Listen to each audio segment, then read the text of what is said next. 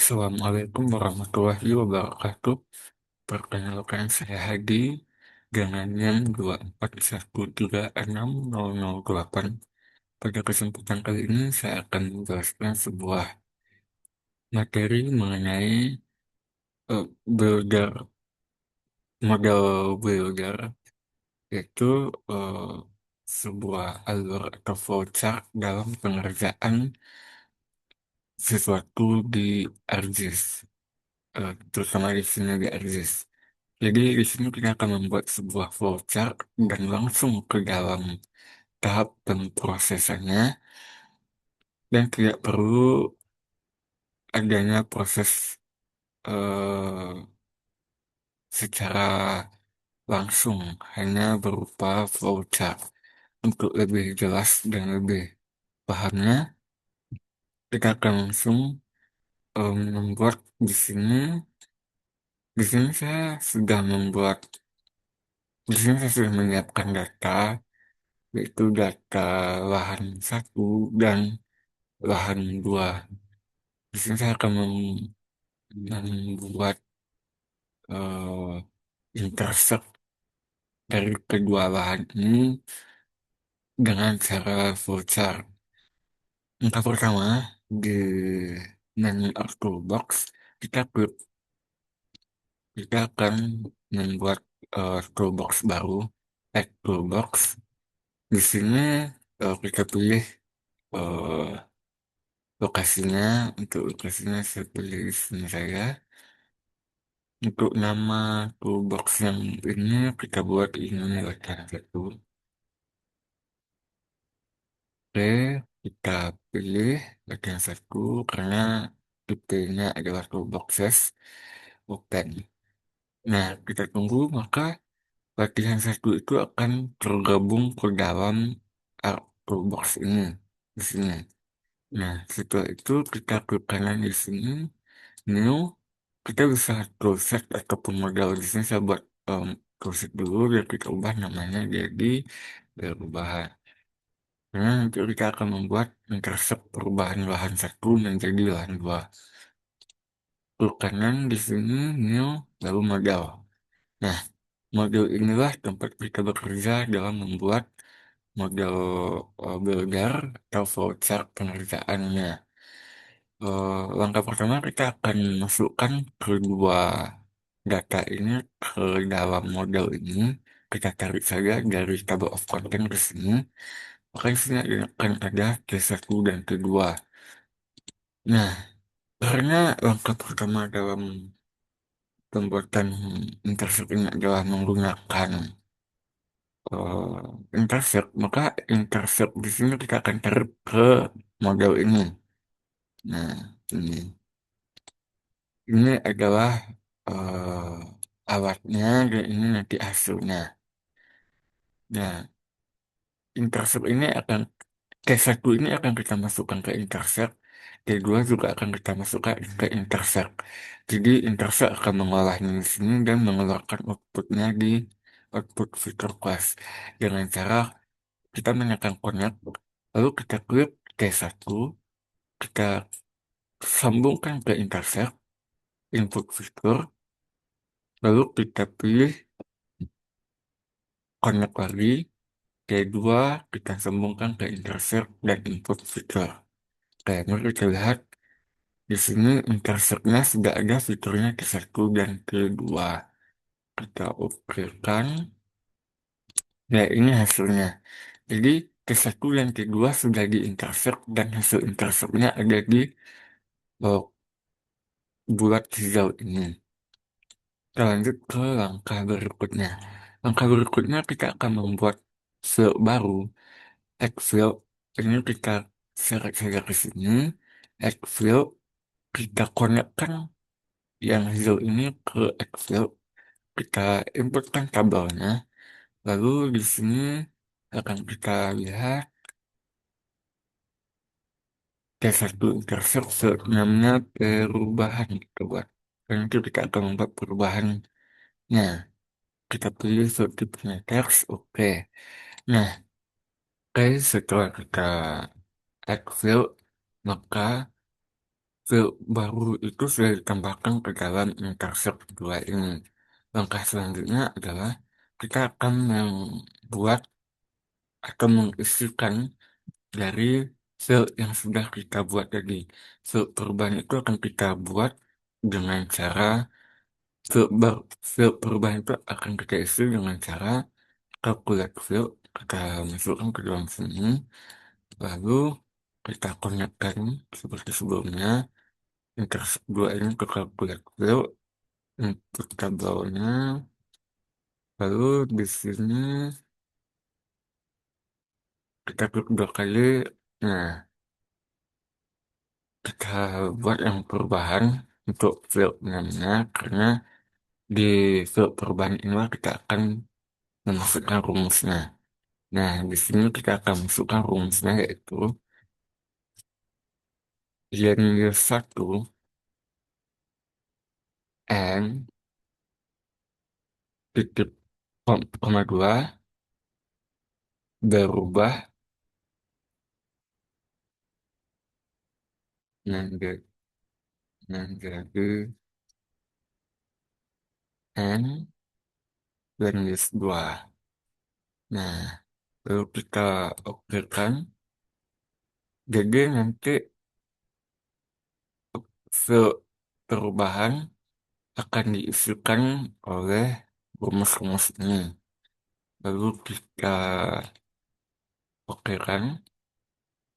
Oke, kita bisa lanjut ke langkah terakhir yaitu di solve. Kita cari di solve di sini. Di sini kita akan mendissolve dari field perubahan tadi. Kita masukkan, kita konekkan intercept 4 ke dissolve ini untuk fitur. Kita klik dua kali. Kita pilih perubahan dan kita ubah di sini hasil solve. Save. Oke. Nah, ini hasil dari proses dissolve-nya. Kita bisa melihat di sini untuk run, ini kita dapat melihat apakah pemrosesan kita ini berjalan dengan lancar atau tidak.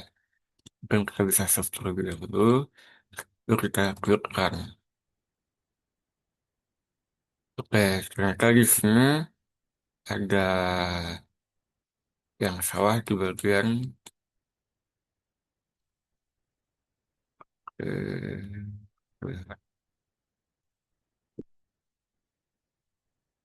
bagian interceptnya ada yang salah. Dan kita bisa mengubah outputnya intercept. Oke, kita coba lagi. Oke, semua berjalan dengan lancar dan komplit. Berarti tadi masalahnya adalah di bagian interceptnya tidak bisa karena lokasi outputnya. Mari kita coba memanggil hasil di soft SAP ini di sini. Hasil di soft app. Oke. Lalu kita lihat atribut tabelnya. Nah, seperti ini. Tembakau berubah menjadi tembakau. Tembakau berubah menjadi ladang garam. Memang ini tadi kurang spasi. Itu bisa ditambahkan spasinya sebelum setelah kutip dan sebelum kutip tutup gitu. Untuk model builder seperti itu kita akan lanjut ke pembahasan selanjutnya yaitu interpolasi setelah ini. Oke, baik.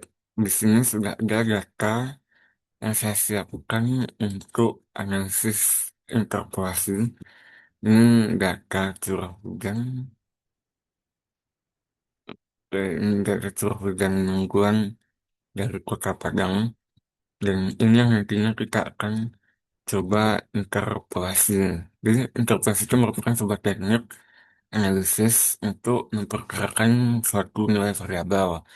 Tujuannya untuk memetakan fenomena yang tersebar secara geografis agar mudah dianalisa.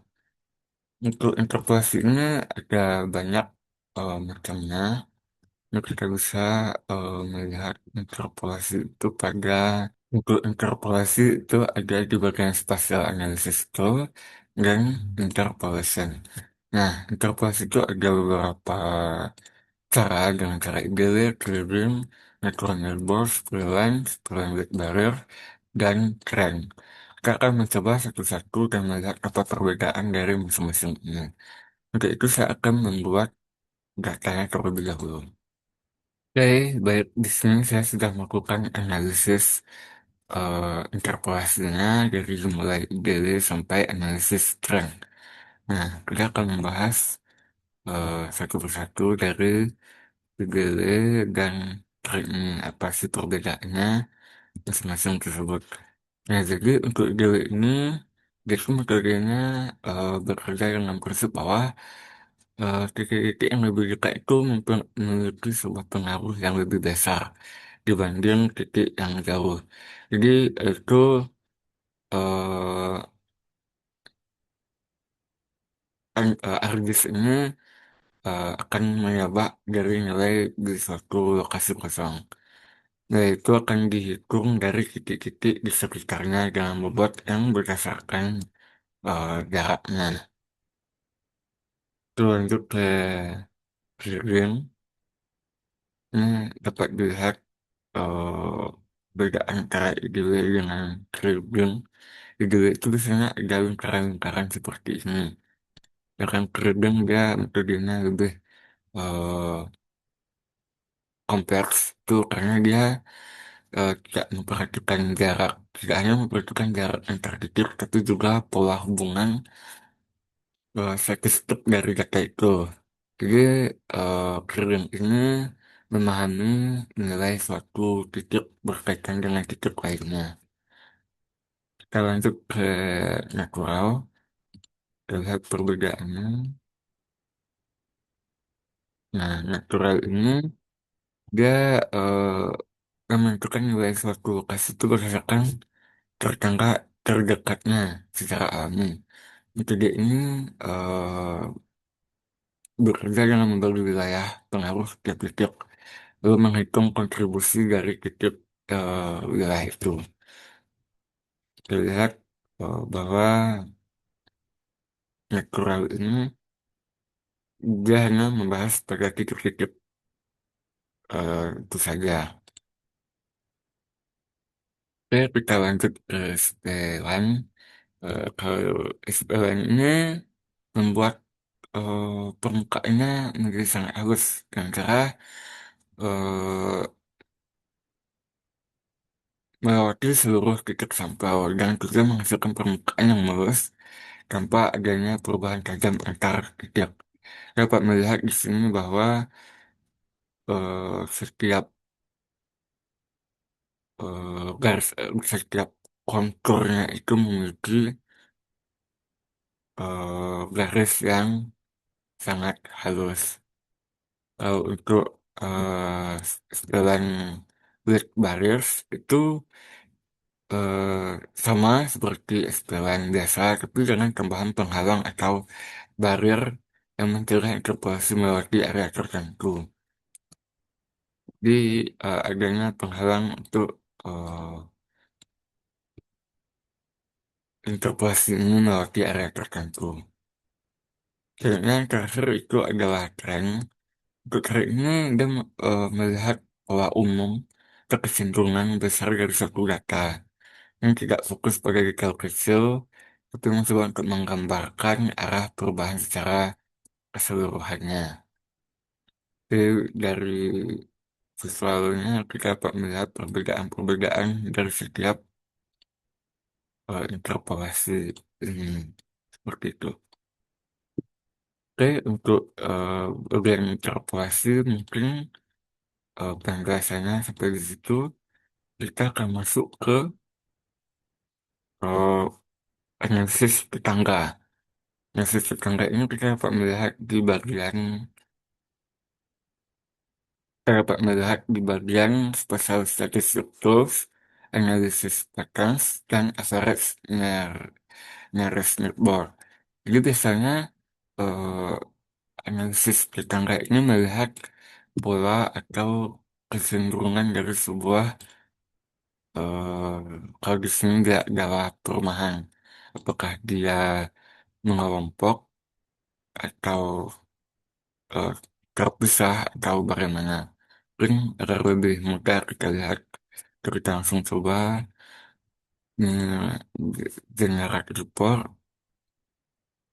Oke, dan nasional.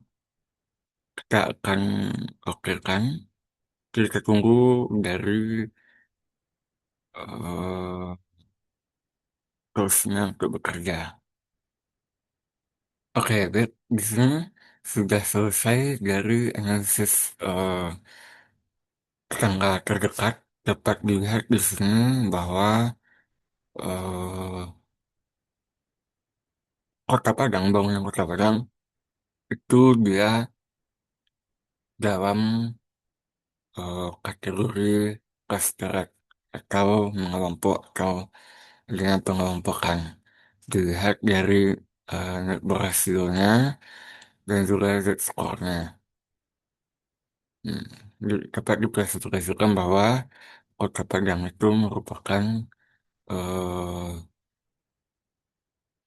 memiliki analisis tangga yang mengkelompok seperti itu. Itu guna dari analisis tetangga tadi. Mungkin sekian untuk pembahasan tugas kali ini mulai dari model builder, interpolasi, dan analisis tetangga. Sekian, terima kasih. Wassalamualaikum warahmatullahi wabarakatuh.